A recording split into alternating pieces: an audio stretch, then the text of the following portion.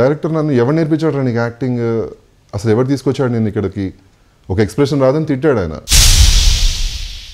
బిందునాయుడు గారు ఒకసారి నేను అలా వెళ్ళిపోతుంటే నేను గుడ్ మార్నింగ్ చెప్పలేదు ఆవిడకి, గుడ్ మార్నింగ్ చెప్పకుండా వెళ్ళిపోయాను. ఆ అమ్మాయి ఇలా అనింది, నేను హాయ్ అనేది నేను చాలా హ్యాపీ అయిపోయాను.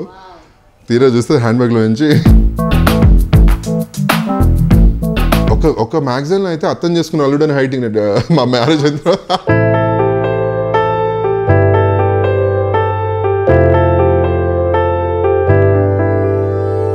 అలాంటి చిన్న చిన్న ఎదురయ్యాయి అనమాట.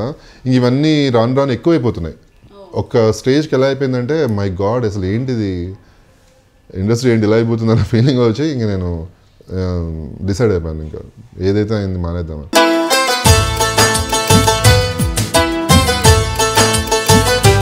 ఆ మెచ్యూరిటీ లెవెల్ లేక చిన్న చిన్న తప్పులు చేసి ఉండొచ్చు, బట్ వాళ్ళు అంత మెచ్యూరిటీగా ఉన్నప్పుడు వాళ్ళు క్షమించాలి.